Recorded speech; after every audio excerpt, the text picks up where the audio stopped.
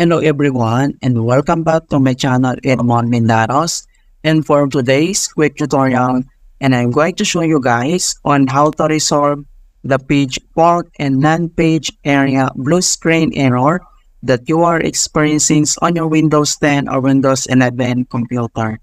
Kung paano ba natin ito i-fix, and without further ado, and let's go ahead. So all you have to do is to open up on a search menu. And then dito ay kailangan mo lang i-type yung Advanced System Settings. And then click mo lang dito yung Open.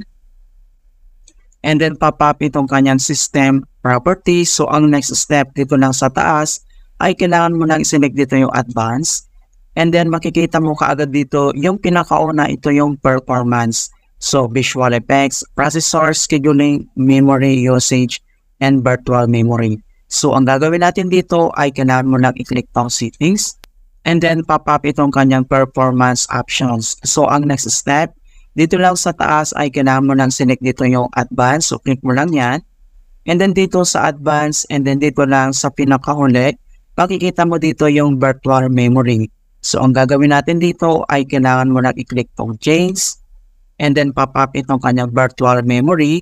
So, ang next step ay dito lang sa pinakauna, kailangan mo lang i-uncheck to automatically manage paging file size for all drives. So, uncheck mo lang siya. And then dito sa baba ay makikita mo dito yung maximum size. And then ito yung system manage size and yung no paging file. So, kailangan mo lang i-select itong no paging file. And then click mo lang dito yung OK. And then next ay kailangan mo lang i-click to system properties. Click mo lang dito yung OK. Right, so ang next solution na pwede natin gawin, so close lang natin to. And then dito lang ulit sa search menu, so click mo lang yan. And then kailangan mo lang i-type yung CMD or ito yung tinatawag na command prompt. So kailangan mo lang mag-right click. And then select mo lang dito yung run as administrator. If you receive user account control, and then click mo lang dito yung yes. And then dito sa administrator command prompt ay kailangan lang natin i-enter yung command keyword na dsem /online/cleanup-image/restore health. So copy lang natin yan. And then next step ay kailangan lang natin i-paste dito. So kailangan mo lang mag-right click dito sa taas.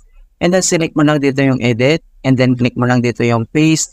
Or pwede mong gamitin yung keyboard shortcut na Ctrl+B. And then click mo lang yan. And then press mo lang yung enter. So makikita mo kaagad dito yung deployment image servicings and management tool. So kailangan lang natin hintayin na ma-complete ang verifications into 100%.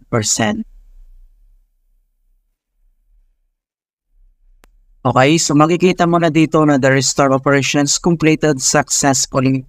And the next command keyword na kailangan natin i-enter ay type mo lang yung sfc /scan now. So, in all small letter lahat, and then yung /scan now ay one word po yan. And then, press mo lang yung enter. And then, makikita mo na dito na beginning system scan.